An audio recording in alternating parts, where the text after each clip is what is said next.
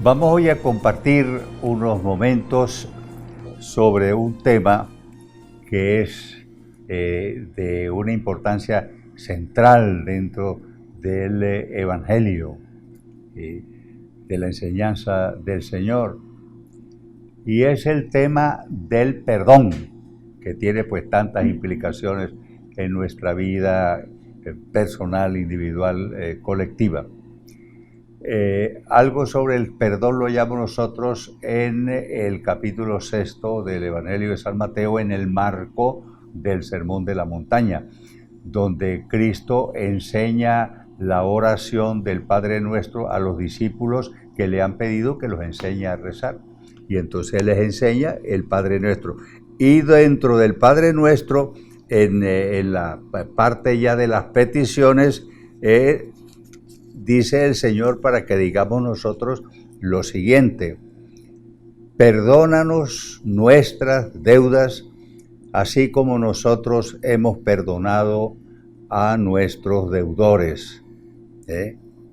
Y añade el Señor que si ustedes perdonan a los hombres sus ofensas, les perdonará también a ustedes su Padre Celestial. Pero si no perdonan a los hombres, tampoco su Padre perdonará las ofensas de ustedes.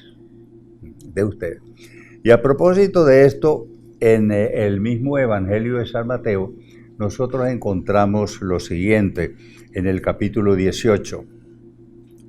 Una pregunta de Pedro, que era el primero de los discípulos. Pedro se le acercó al Señor y le preguntó: ¿cuántas veces tengo que perdonar las ofensas que me haga mi hermano? ¿Hasta 7 veces? Dícele Jesús: no te digo hasta 7 veces, sino hasta 70 veces 7. El tema del perdón, como le decía, es algo fundamental dentro de la enseñanza del Señor. Luego de este diálogo breve con Pedro, Jesús le dio a él y a los discípulos y a nosotros una parábola. Y la parábola la encontramos nosotros en el mismo Evangelio de San Mateo, en el capítulo 18, donde dice el Señor en la parábola que el reino de los cielos es semejante a un rey que quiso ajustar cuenta con sus siervos. Y entonces vino uno que le debía un capital. Y entonces la pena que tenía por el no pagar era la venta de la familia, y después unos castigos grandes. Y entonces el Señor, él se echó a los pies del rey, y entonces le pidió que lo perdonara, y el rey lo perdonó por esa cantidad tan grande que le debía. Pero, al salir de allí, este señor que había sido perdonado se encontró con otro, una persona ahí, que le debía a él una cantidad mínima, una cantidad ínfima. Y entonces le pidió que le devolviera lo que le había prestado. Y entonces no tenía, que él no tenía, entonces que él lo agarró por el cuello y entonces no le perdonó eso y lo castigaron terriblemente. Entonces los vecinos, ¿entienden? Vieron lo que había sucedido y le fueron a echar el cuento al rey. Yo te perdoné una cantidad grande y tú no. Y tú te encontraste con ese que te dio una cantidad ínfima y no le perdonaste. Entonces lo mandó castigar el triple y el cuádruple. Sobre esto del perdón, hay muchas otras enseñanzas del Señor, muchas otras, y lo del Padre Nuestro es significativo. Cuando los discípulos le pidieron a Jesús que los enseñase a rezar, ¿qué oración les enseñó Jesús? El Padre Nuestro, digamos como la oración perfecta, la oración enseñada por el mismo Jesús. De manera que ahí puede ver uno la médula, lo más profundo, lo más central, lo más importante de toda oración. Y ahí está el perdón, en la segunda parte del Padre Nuestro. Pero el Padre Nuestro es una oración problemática, una oración bien problemática. Nosotros la rezamos básicamente, pero una oración muy problemática, porque pone una condición: perdona nuestras ofensas, así como nosotros perdonamos a los que nos ofenden. Una condición tremenda, una condición tremenda. A veces se pasa por encima de eso, pero lo que eso implica, lo que eso exige.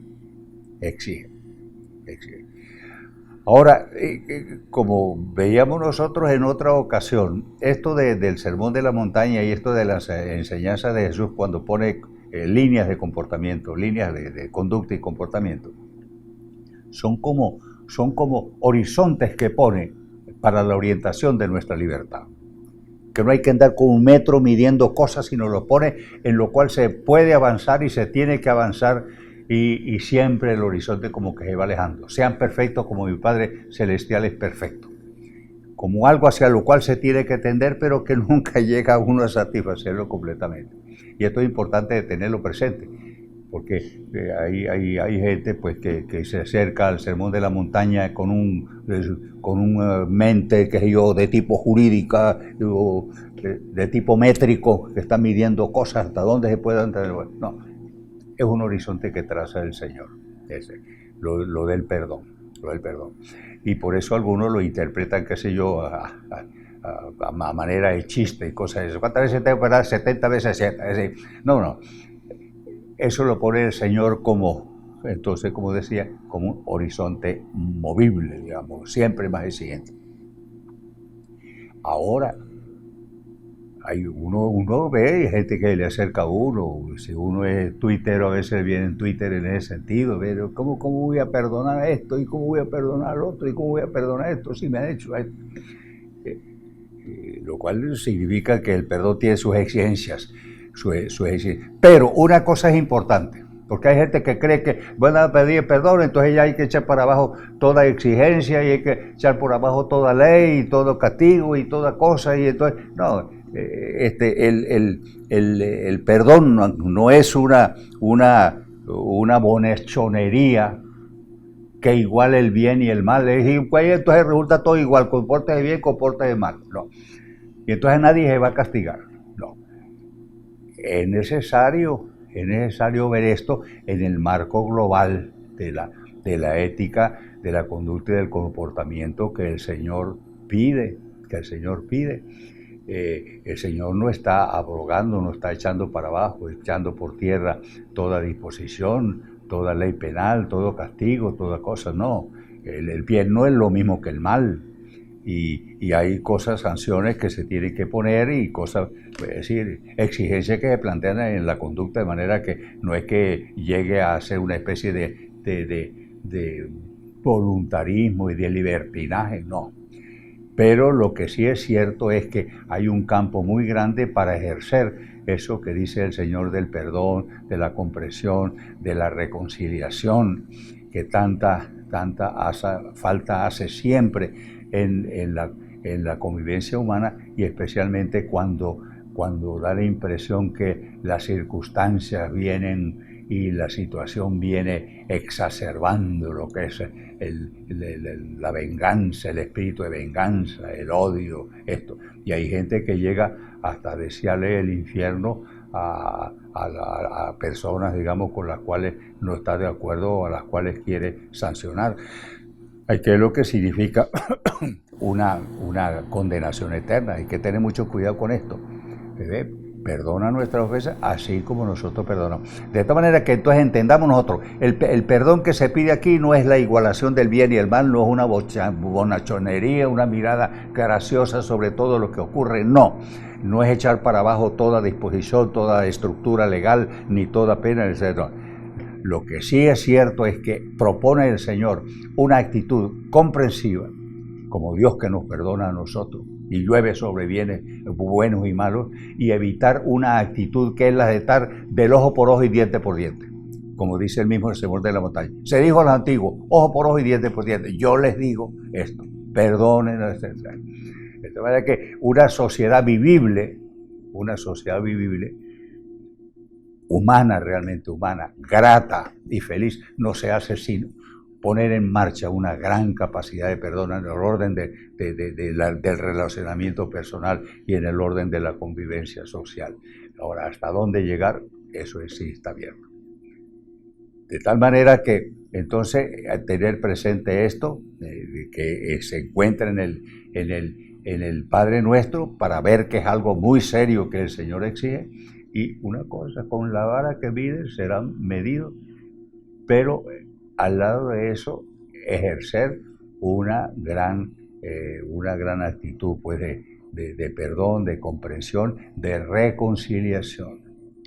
No se puede ir hacia una nueva sociedad sin una gran capacidad de perdón. Y pensemos nosotros partiendo de la familia misma, que tiene que ser una escuela de perdón, una escuela de comprensión, una escuela de reconciliación, un hogar vivible, que hay tantas cosas, entiende, que se pueden mejorar en ese sentido para lograr una mayor felicidad en el mundo. Y una cosa que es muy importante, no lo olvidemos nosotros, el perdón libera, es liberador. Con el odio a veces sufre más la persona que lo bueno que puede alcanzar. El odio ata, el odio encadena. Liberar el espíritu con los mejores sentimientos.